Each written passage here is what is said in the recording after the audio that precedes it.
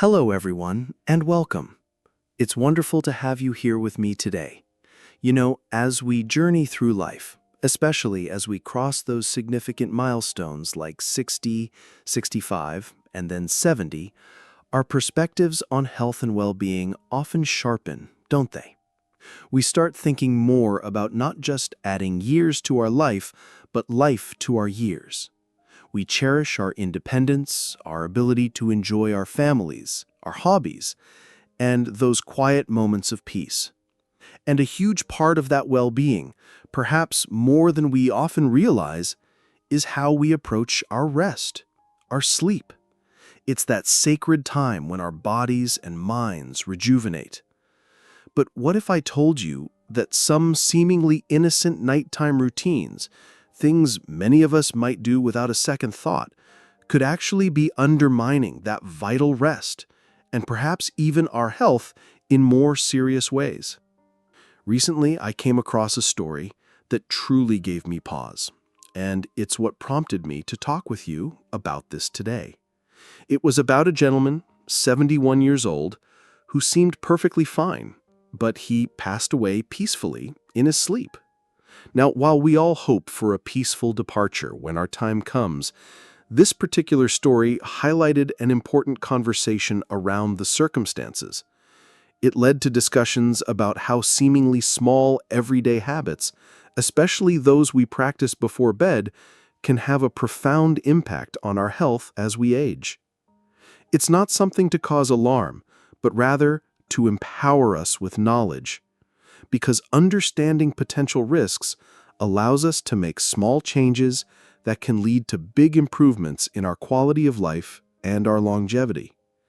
It's about ensuring that our golden years are truly golden, filled with vitality and peace of mind, especially when we lay our heads down at night. So, in today's discussion, we're going to explore this a little deeper. We'll talk about 4 specific bedtime habits that, especially after the age of 70, are best avoided. These are habits that might seem harmless, or perhaps we've been doing them for years, but science and medical understanding now tell us they can pose risks that we should be aware of. My goal here isn't to worry you, but to arm you with information and gentle guidance so you can continue to live your life to the fullest, feeling safe, healthy, and well-rested. It's all about making informed choices, isn't it? So let's begin by looking at the very first habit that we really need to reconsider as we navigate our 70s and beyond. It's something that many of us might actually see as a comfort, a way to wind down. I'm talking about what and when we eat before turning in for the night. Now, a little snack might be perfectly fine for some, but indulging in a large, heavy meal, or even certain types of foods and drinks right before your head hits the pillow can be particularly troublesome as we get older. Our digestive systems, like other parts of our bodies, naturally change with age. They tend to slow down a bit. So when you eat a substantial meal and then lie down, you're not giving your body the best chance to digest that food properly. This can lead to a whole host of uncomfortable issues like acid reflux, heartburn, and indigestion. And believe me, trying to get a good night's sleep when you're battling that burning sensation in your chest or a churning stomach is next to impossible, isn't it? Think about it. Your body is supposed to be in repair and rest mode during sleep, not working overtime to break down a rich dessert or a hearty late-night dinner. This digestive distress doesn't just ruin your sleep quality for that night. If it becomes a regular pattern, it can contribute to more chronic issues. For example, persistent acid reflux can damage the esophagus over time. Moreover, when your sleep is constantly interrupted, you're not getting that deep, restorative sleep that is so crucial for cognitive function, immune system health, and overall energy levels the next day. You might wake up feeling groggy, irritable, and not at all refreshed.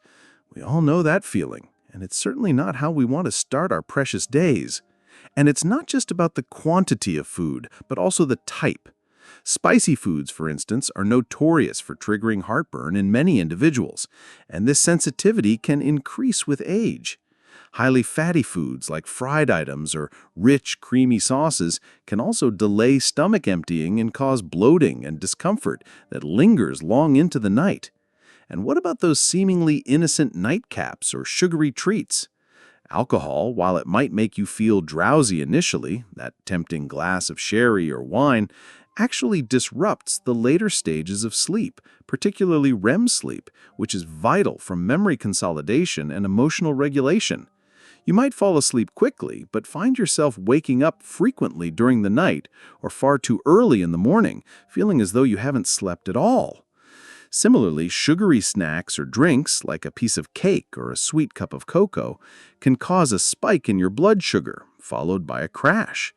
This fluctuation can also lead to wakefulness and a restless night. Even hidden sources of caffeine in some desserts, like chocolate, especially dark chocolate, or in certain teas that aren't explicitly herbal, can be enough to keep you tossing and turning if you're sensitive. And our sensitivity to caffeine can certainly change as the years go by. So, what's the practical advice here? It's generally recommended by health experts to finish your last big meal of the day at least 2 to 3 hours before you plan to go to bed. This gives your digestive system ample time to do its work effectively before you recline. If you do find yourself genuinely hungry before bed, and sometimes that happens, opt for a very light, easily digestible snack. Something like a small banana, which contains magnesium and potassium that can help relax muscles, a few almonds, or a small bowl of oatmeal could be okay. A glass of warm milk, if you tolerate dairy well, has long been a traditional sleep aid for a reason. The key is to listen to your body, but also to be mindful of these potential pitfalls. It's a simple adjustment, really, planning your meals a little earlier in the evening, but it can make a world of difference to your comfort, your sleep quality, and ultimately your overall health. It's about treating our bodies with the kindness and foresight they deserve at this stage of life, ensuring our evenings are peaceful and our nights are truly restful. Beyond what we consume, another critical aspect of our pre-sleep routine involves how we manage our medications and our awareness of common yet often overlooked sleep-related health conditions. This brings me to the second habit we need to be very cautious about, and that is overlooking or not properly addressing potential sleep disorders, particularly conditions like sleep apnea, or even mismanaging the timing of certain evening medications. As we age, we might notice changes in our sleep patterns. Perhaps we snore more loudly than we used to, or our partner, if we have one, notices that we sometimes gasp or stop breathing for a few moments while asleep. These can be telltale signs of obstructive sleep apnea, a condition where your airway repeatedly becomes blocked during sleep, reducing or completely stopping airflow. It's far more common in older adults than many realize, and it's not just about a noisy night or disturbing your partner. The consequences of untreated sleep apnea can be quite serious, extending far beyond just feeling tired. Each time your breathing stops, your blood oxygen levels can drop, and your body is jolted, often without you consciously waking up to resume breathing. This cycle, repeated many times an hour in severe cases, puts immense strain on your cardiovascular system. Over time, it can significantly increase the risk of developing or worsening high blood pressure, heart disease, atrial fibrillation, stroke, and even type 2 diabetes. And of course, the fragmented sleep it causes leads to significant daytime sleepiness, profound fatigue, difficulty concentrating, memory problems, and can even affect your mood, contributing to irritability or symptoms of depression.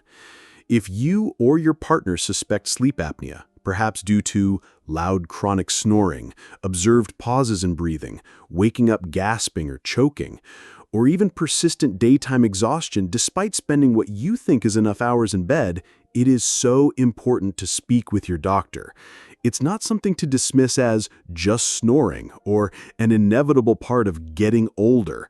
There are very effective treatments available, such as CPAP, continuous positive airway pressure therapy, oral appliances, or lifestyle changes that can make a life-changing difference to both your sleep quality and your overall health.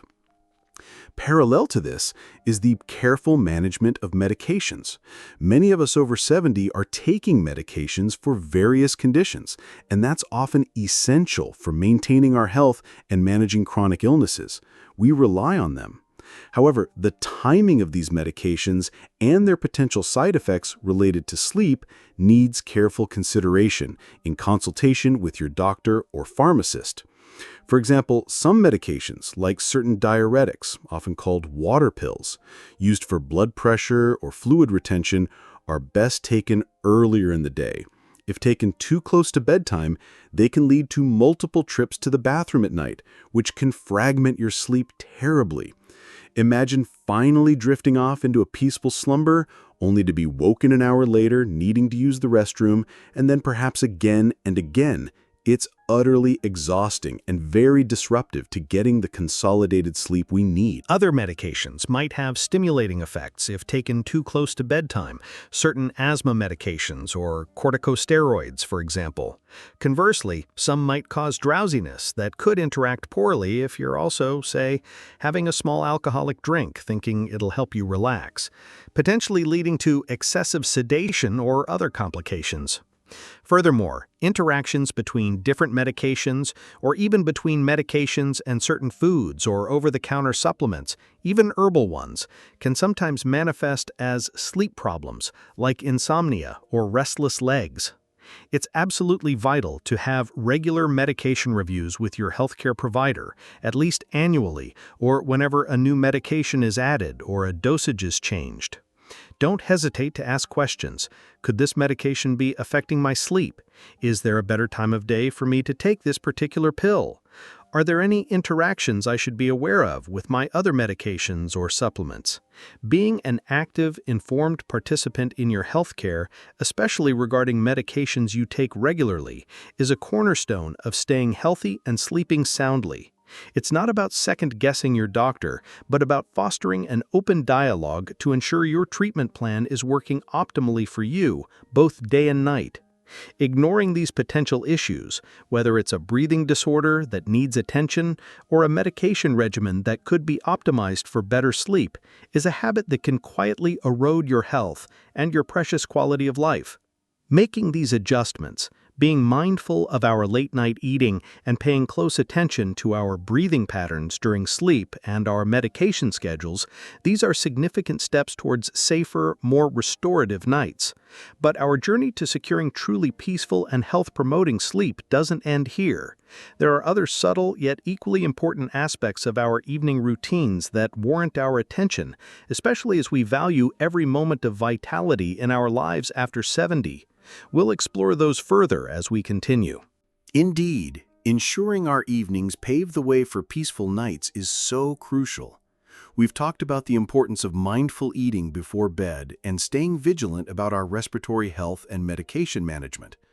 Now let's turn our attention to something that has become increasingly common in modern life, yet can be a significant disruptor of our natural sleep rhythms, especially as our eyes and bodies become more sensitive with age. I'm speaking about our engagement with screens, our televisions, computers, tablets, and smartphones in the hours leading up to bedtime. This brings us to the third habit to be particularly mindful of: spending too much time in front of bright screens right before you intend to sleep. It's such a common scenario, isn't it? Perhaps you enjoy catching up on the evening news, watching a favorite program to unwind, scrolling through updates from family and friends on social media, or even reading a captivating book on an e-reader.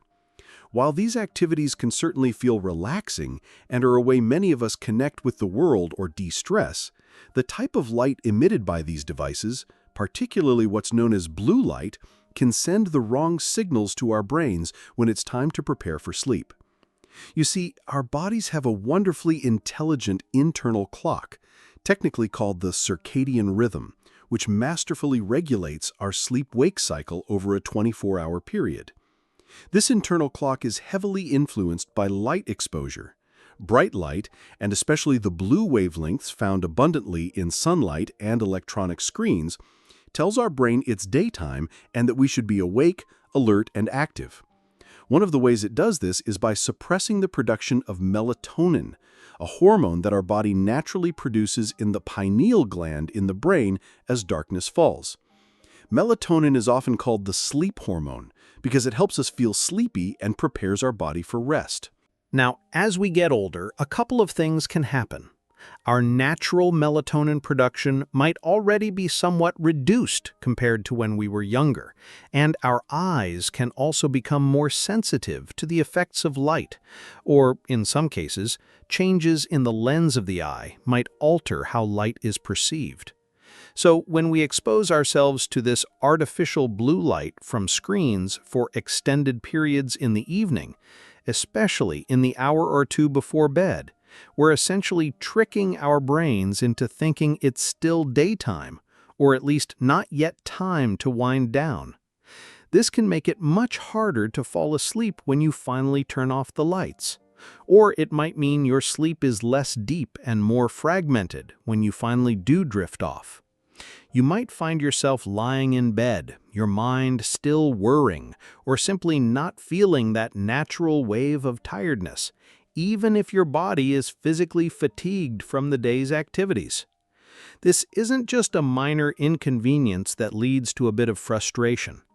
Consistently poor sleep due to late-night screen use can contribute significantly to daytime drowsiness, which can affect your energy and motivation for daily tasks, reduce cognitive function, things like memory recall, focus, and attention span, and can even impact our mood, making us feel more irritable or down.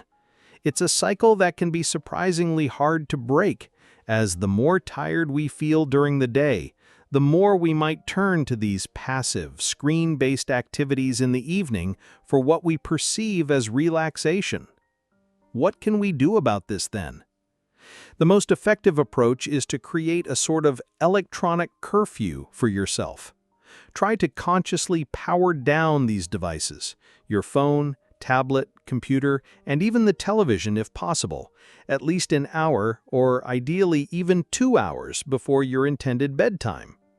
This period creates a crucial buffer, allowing your brain a chance to naturally wind down and for melatonin production to begin its important work. Instead of screen time, you could rediscover the simple joy of reading a physical book or a magazine under a soft, warm-toned lamplight. Listening to calming music, an engaging podcast that doesn't require looking at a screen, or an audiobook can also be wonderful alternatives that allow your eyes and mind to relax. If you feel you absolutely must use a screen close to bedtime, many smartphones and tablets now have a night mode, eye comfort shield, or blue light filter setting that warms the color temperature of the display, reducing the amount of blue light emitted. These can certainly be helpful to some extent, but they are generally not a complete substitute for avoiding screens altogether in that critical pre-sleep window. Also consider the brightness of your television screen. If watching television is an ingrained part of your evening routine that you enjoy, try to sit a reasonable distance away and perhaps see if you can dim the screen's brightness setting a little if your television allows. It's all about creating an environment that clearly signals to your body that the day is ending and it's time to prepare for restorative sleep, rather than inadvertently stimulating it with bright, activating light. Creating this screen-free buffer zone before bed is a powerful step, and it naturally leads us to think about what we should be doing in that precious time before sleep, how we can actively encourage our bodies and minds to unwind. This brings us to our fourth crucial habit to be mindful of, which is neglecting to establish a consistent and calming pre-sleep ritual, or, relatedly, allowing stress and worries from the day to follow you into your bedroom. Think of it this way. You wouldn't expect a car to go from 60 miles an hour to a dead stop instantly without a jolt, would you? Our minds and bodies are much the same. They don't just switch off on command. We need a period of gentle transition to move from the activities, engagements, and potential stresses of the day into a state of calm readiness for rest. For many of us, especially if we've had busy, full lives, are currently dealing with the common concerns that can come with aging, perhaps health worries about ourselves or loved ones, ongoing family matters, or financial thoughts that tend to surface in quiet moments, our minds can be quite active and churning in the evening. If we don't consciously make an effort to wind down and process these thoughts, they can easily follow us to bed, making it incredibly difficult to switch off and fall asleep.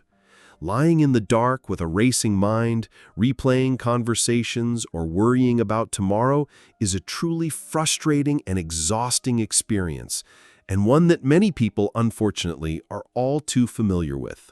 This is where establishing a consistent, calming, pre-sleep ritual becomes invaluable. It's not about adding complicated or strenuous tasks to your evening schedule. Quite the opposite. It's about creating a sequence of simple, soothing activities that you enjoy and that signal clearly to your mind and body that it's time to prepare for sleep. This ritual can be very personal and should be tailored to what you genuinely find relaxing and comforting. For some, it might involve a warm bath, not too hot, as that can be overstimulating, perhaps with some Epsom salts, which contain magnesium and can help relax tired muscles and ease aches. The gentle rise and subsequent fall in body temperature after a warm bath can also naturally promote sleepiness. For others, engaging in some gentle stretching or a few light yoga poses designed for relaxation can release physical tension that has accumulated during the day. Reading a chapter of a book, a physical one as we just discussed, to avoid that blue light, listening to calming music, classical, ambient, or nature sounds often work well. Or practicing mindfulness or simple meditation techniques can be incredibly effective for quieting a busy, chattering mind. Even something as straightforward as writing in a journal for 10 to 15 minutes, perhaps jotting down a few things you're grateful for from the day, or even writing out any persistent worries to get them out of your head and onto paper, can make a significant difference in how settled you feel. The absolute key here is consistency. When you perform the same relaxing activities in more or less the same order each night, they become powerful cues for sleep.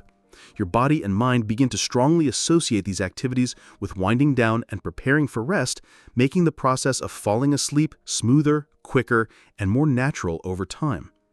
It's also important as part of this to consciously address any persistent worries.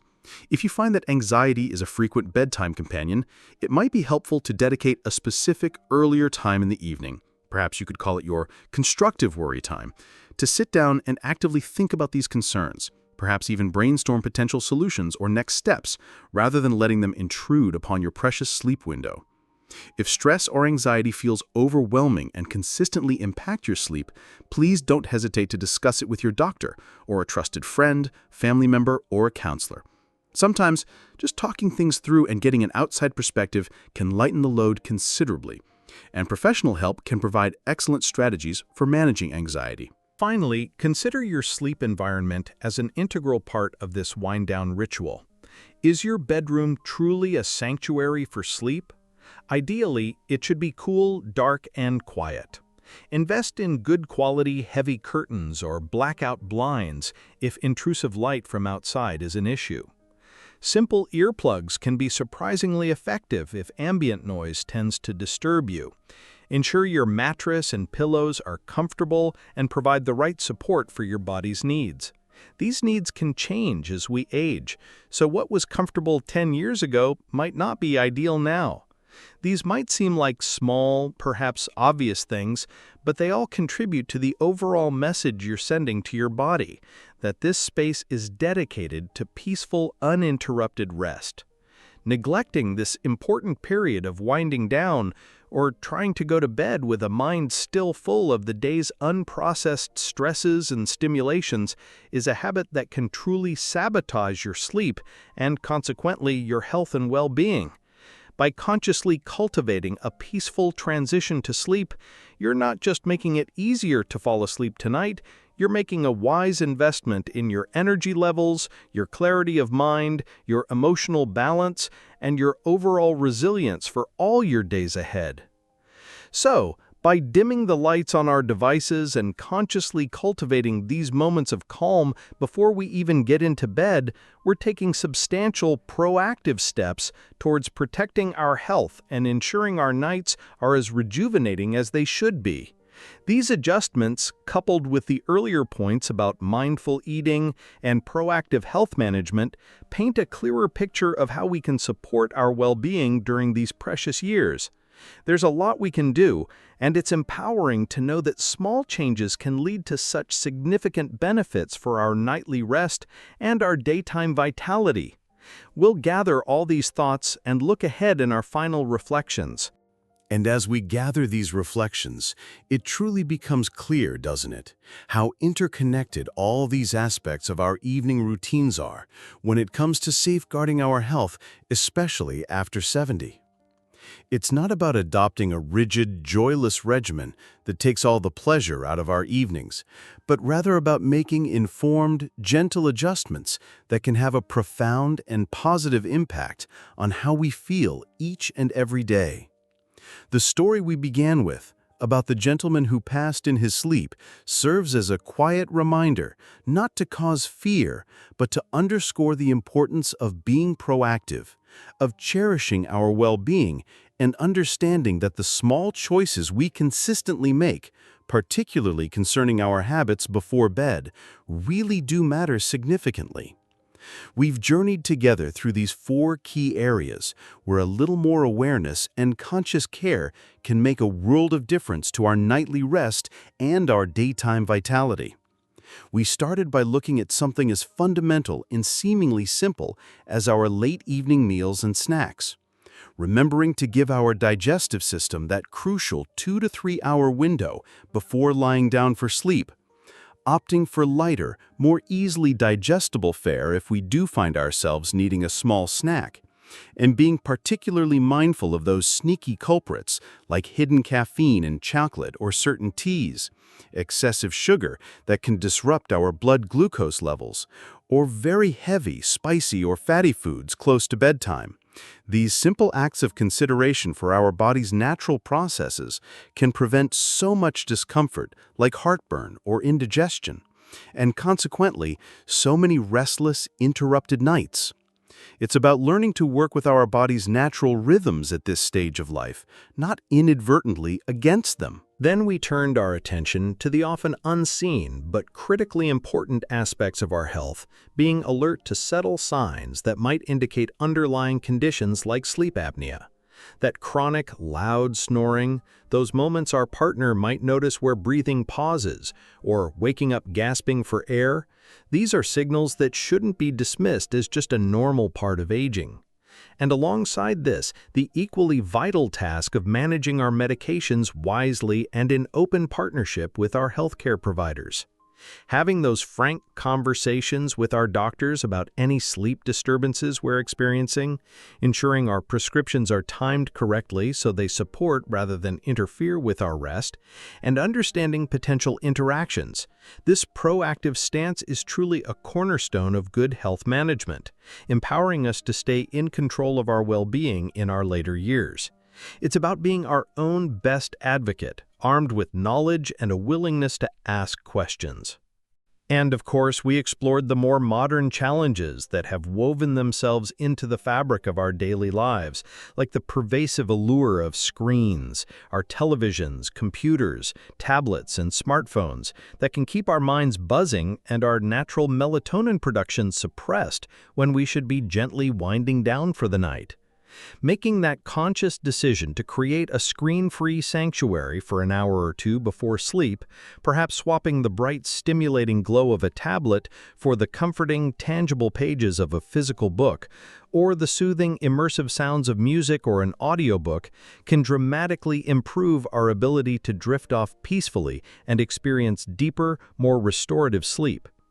It's a nod to the wisdom of simpler pre-digital times, perhaps, but one that our modern bodies and minds will undoubtedly thank us for with improved rest.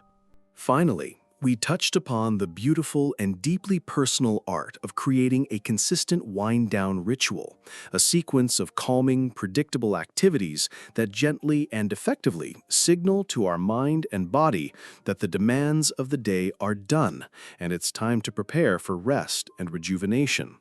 Whether it's the soothing warmth of a bath, some gentle stretches to release physical tension, quiet meditation or prayer, or simply jotting down our thoughts and gratitudes in a journal, these practices help us to consciously shed the stresses and worries of the day, rather than carrying them with us into our beds where they can churn and keep us awake. It's about intentionally crafting a peaceful and serene end to our day, acknowledging that our mental and emotional state is just as crucial as our physical state when it comes to achieving that truly restorative sleep we all need and deserve. Now, I understand that hearing about habits to avoid and potential risks, even when presented with the best intentions, can sometimes feel a little daunting or perhaps even a touch overwhelming. You might be sitting there thinking, "Oh dear, I recognize myself in some of these habits." And please note, that's perfectly okay and very common. The purpose of our conversation today is not to add to your worries or to make you feel criticized, but to empower you with knowledge and offer gentle encouragement. Remember, truly, that small, consistent changes can make a very big difference in your overall health and happiness, and it's never, ever too late to start making them. You don't have to attempt to overhaul everything in your routine overnight. That's often a recipe for frustration. Perhaps just pick one area that we discussed today, the one that resonated with you the most or seemed most relevant to your own experience, and decide to start there with a small, manageable adjustment. Maybe it's deciding to have your evening cup of tea a little earlier to avoid caffeine too close to bed, or consciously putting your phone on its charger in another room an hour before you plan to sleep. Whatever it starts, Every little step you take, no matter how minor it may seem, is a positive step towards better sleep, improved energy levels during the day, and greater overall vitality. These years after 70 are so precious, often filled with unique opportunities for joy, deeper connections with loved ones, and continued personal growth and learning. And having good, restorative sleep is like giving yourself a foundational gift that enhances all those wonderful experiences. It allows you to wake up feeling properly refreshed, with a clearer mind and a more positive outlook, ready to embrace whatever the day may hold, whether that means spending quality time with family and friends, pursuing a beloved hobby, volunteering in your community, or simply enjoying a quiet moment of peace and reflection. Think of these adjustments not as restrictions or deprivations, but as profound acts of self-care and self-respect, wise investments in your own well-being that will pay wonderful dividends in how you feel day to day. You possess a wealth of experience and innate wisdom, and actively taking care of your health is one of the most empowering things you can do to continue living a full, vibrant, and independent life. Be patient and compassionate with yourself through this process. Celebrate the small victories along the way, and know that you are absolutely capable of cultivating habits that support your health, your safety, and your longevity. I genuinely love to hear your thoughts on this topic. What are some of your own trusted bedtime routines that you've found helpful over the years? Have you found certain habits particularly beneficial for ensuring a good night's sleep? Or perhaps are there some that you've found challenging to change or adapt? Please do feel free to share your experiences, your wisdom, and any tips you might have in the comment section below this video. Your insights and suggestions could be wonderfully helpful and encouraging to others in our community here. We can all learn so much from each other, and that's what makes these shared conversations so valuable and enriching. And if you found this discussion helpful today, or if it sparked some useful ideas or a bit of motivation for you, I would be so grateful if you could take a moment to give this video a like. It's a small gesture, but it really does help others who might be looking for this kind of information to find it more easily. And of course, if you haven't already done so, please consider subscribing to the channel. We explore many topics here on this platform, all aimed at helping us all live healthier, happier, and more fulfilling lives, especially as we navigate the unique joys and challenges of our wonderful later years. We have more content planned that I sincerely hope you'll find both interesting and practical for your daily life.